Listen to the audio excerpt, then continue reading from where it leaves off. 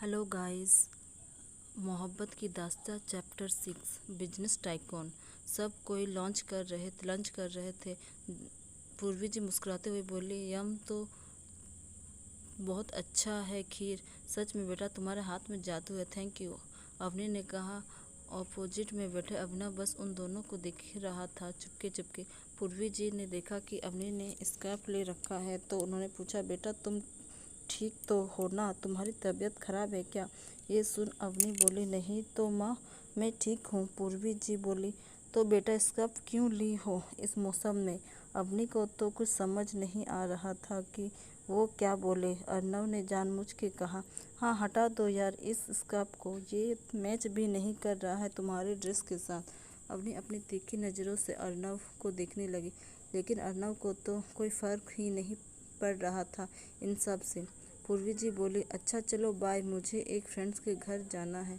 तुम सब लंच कर लो जल्दी से।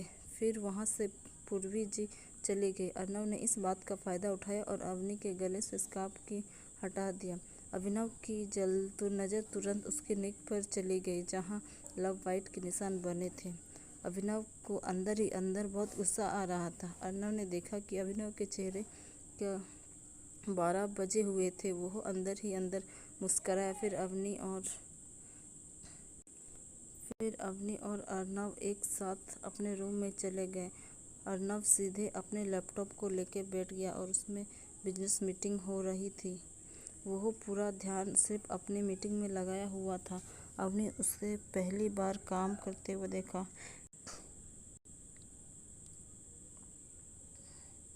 वो लैपटॉप के सामने एकदम सीरियस था।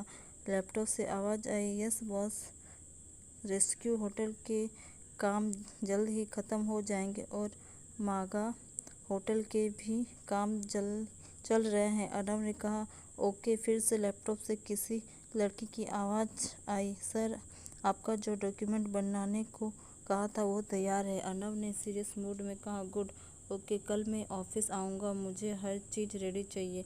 लैपटॉप से आवाज़ आई, ओके सर।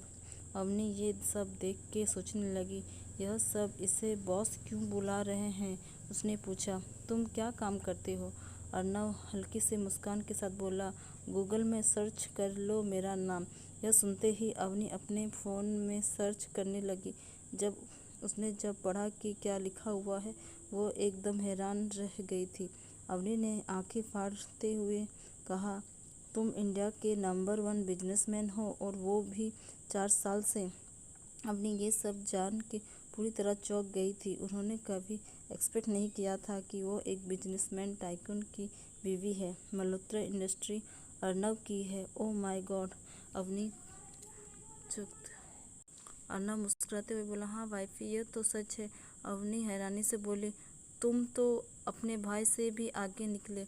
ऐसा कुछ नहीं है, हम दोनों एक ही है, बस वो मुझे 2 साल का बड़ा है और मैं तुमसे 5 साल की छोटी हूँ।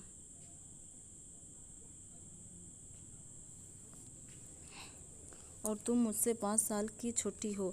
अवनी मुंह बनाते हुए बोली, ओह, तो वैसे भी जिस पे कोई राज नहीं कर सकता उस पे मैं करूँगी राज। अर्नव ने उसे अपनी करीब खींच लिया और पूछा, क्या सच में? अवनी शर्मा गई और बोली, प्लीज़ मुझे छोड़ो, मुझे बहुत काम है। अर्नव चिढ़ते हुए अंदाज में बोला, फिलहाल तुम्हारा एक ही काम है, मेरा अपने हस्बैंड को खुश रखना। अवनी मन ही मन बोली, तुम्हें खुश तो बिल्कुल ना रहने दूँ। अवनी जाने लगी तो अर्नव ने उसे बेड पर खींच लिया और उससे किस करने लगा। अवनी को बहुत अनकंफर्टेबल महसूस हो रहा था। अर्नव ने उसे बेहद कस के पकड़ा हुआ था। जब उसने देखा कि अवनी सांस भी नहीं ले पा रही है तो उसने छोड़ दिया और उसके पास में लेट गया। अवनी गुस्से से उसे देखने लगी और बोली, मैं तुम्हें छोड़ूंगी नहीं। अर्नव ने कहा, वाइफी, छोड़ने कौन बोला है, जिंदगी भर पकड़े रहो। अवनी खुद को छुड़ाते हुए खुद के कपड़े को ठीक करने लगी। अर्नव ने कहा, अच्छा ओके, मैंने तुम्हें गुस्सा दिलाया है ना, तो मैं ही शांत भी करूँगा। चलो कहीं घूमने चलते हैं। अवनी मुंह फेर के सोने लगी। अर्नव यह देख उसे गुदगुदी करने लगा। अवनी जोर जोर से हंसते हुए बोली, छोड़ो मुझे, stop flowing Arnab, stop flowing Arnab. Arnab ने छोड़ दिया और कहा, चलो जाके तैयार हो। अपनी बेड पे बैठती हुई बोली, नो मीन्स नो। अर्नब एक सर्विटिक स्माइल करते हुए बोला, ओ तो मतलब तुम नहीं मानोगी। अवनी बोली, नो नो।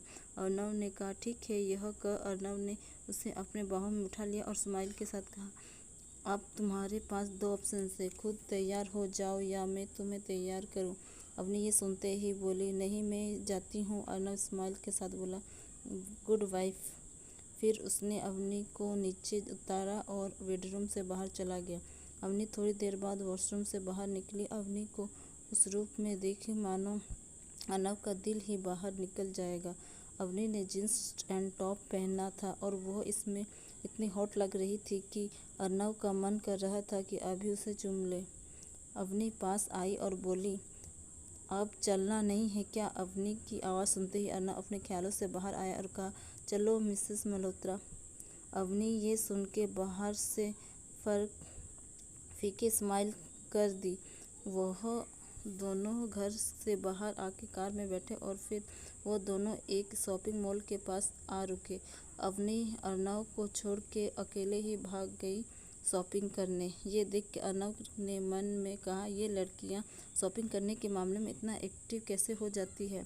फिर कुछ देर बाद दोनों एक रेस्टोरेंट के पास रुके। वह रेस्टोरेंट असल में अर्नब का ही था। अवनी ये देख के सोचने लगी, ये किसका रेस्टोरेंट होगा जो इतना सुंदर है। वह दोनों अंदर गए और अवनी ऑर्डर करने लगी। तभी अर्नब ने उससे रोक दिया और उस वेटर से कहा, यहाँ की सिग्नेचर डिश लाओ। वेटर ने कहा, यस बॉस। अवनी ने उस वेटर के मुंह से बॉस सुन के दंग थी। फिर उसने अर्नब से पूछा, अब यह तुम्हें बॉस क्यों बुला रहा है? अर्नब स्माइल करते हुए बोला, वह वेटर से ही पूछ लो क्यों बुला रहा है मुझे बॉस। फिर थोड़ी देर बाद वह वेटर वापस आया और उस रेस्टोरेंट की सिग्नेचर डिश रख वेटर वहाँ से जाने वाला था। तभी अवनी ने रोक दिया और उससे पूछने लगा, आपने इन्हें बॉस को बुलाया?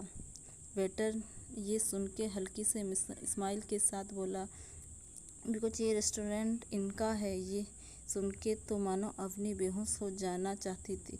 वो हैरानी से अर्नब को देखने लगी। उसने कभी नहीं सोचा था कि उसका इतना बड़ा बिजनेस भी हो सकता है। अवनी ने शक भरी निगाहों से देखते हुए बोली, क्या तुम्हारा और कोई रेस्टोरेंट या होटल है? अर्नब ये सुन के तो उससे अंदर ही अंदर इतनी हंसी आ रही थी कि वो खुद एक्सप्लेन नहीं कर सकता था। अर्नब ने अवनी को देखा और कहा, मेरे होटल्स फ्रांस में भी है, जाना है तो बोलो। ये सुन के तो अवनी सोच रही थी कि कहीं मैं इसको छोड़ के गलती तो नहीं करूँगी। फिर वो अपने ख्यालों से बाहर आई और बोला, चलो डिनर करते हैं। अर्नब स्माइल करते हुए बोला, हाँ बिल्कुल। फिर वह दोनों डिनर करके घर के लिए निकल गए। घर पहुंचते ही अवनी जाके बिस्तर में लेट गई। यह देख अर्नब ने उसे गोद में उठाया और वॉशरूम की तरफ ले जाने लगा। अवनी खुद को छुड़ाना चाहती थी लेकिन वो ऐसा नहीं कर पा रही थी। अर्नब ने उसे बाथ टब में डाल दिया और उससे कहा, पहले नहा लो, समझी। चैप्टर 7 अर्नब और अवनी की बढ़ती नज़दीकियाँ। अवनी आते ही बेड पे लेट गई। अर्नब यह देख के अवनी को उठा के वॉशरूम ले गया और बाथ टब में लेटा दिया और कहा, तुम पहले नहा लो। अवनी उबासी लेते हुए बोली, यार मुझे अभी नहीं नहाना। मुझे तुमने बाथ में क्यों डाला? वो गुस्सा करते हुए बोली। अर्नब उसके करीब आया और बोला, सोच लो, अगर मैंने तुम्हें नहला दिया तो फिर मत कहना कि अर्नब तुमने क्यों किया। अवनी ये सुन के तुरंत अपनी आंखें फाड़ बड़ी कर ली और उसे देखने लगा।